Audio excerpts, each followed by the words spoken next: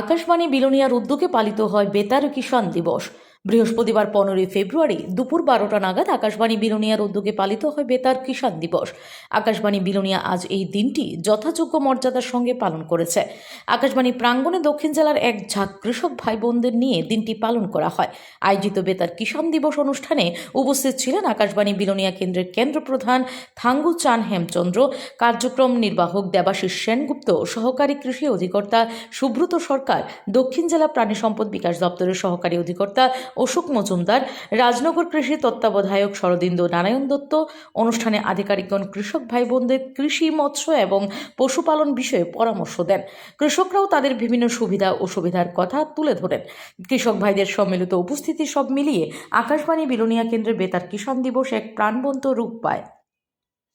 আজকের এই অনুষ্ঠানে এসে আমি খুবই গর্বিত যে এতটুকু সম্মান আমি কখনো আশা করিনি। এক সামান্য কৃষিকাজ করে আপেল ফুল লাগিয়েছে এতটুকু সম্মান পাবো এটা আমি কখনো আশা করিনি। অসংখ্য ধন্যবাদ আপনাদেরকে এই সুযোগটা আমাকে দেওয়ার। এই অনুষ্ঠানটা কেমন লেগেছে আজকের এই ধরনের অনুষ্ঠান?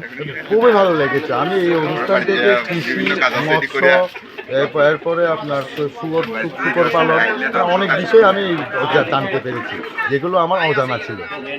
এই ধরনের অনুষ্ঠানের প্রয়োজনীয়তা রয়েছে। হ্যাঁ, অনেক প্রয়োজনীয়তা আছে। এই ধরনের অনুষ্ঠান যত আগামী দিন করবে তত নতুন নতুন কৃষক, নতুন নতুন ফার্মার এগিয়ে আসবে। রেডিওকে কি বলবে? হ্যাঁ, রেডিওকে কি বলবে? আকাশবাণীকে অসংখ্য ধন্যবাদ যে আমাকে এতটুকু সম্মান দেওয়ার জন্য। Bureau report, S Bharat live 24 hours.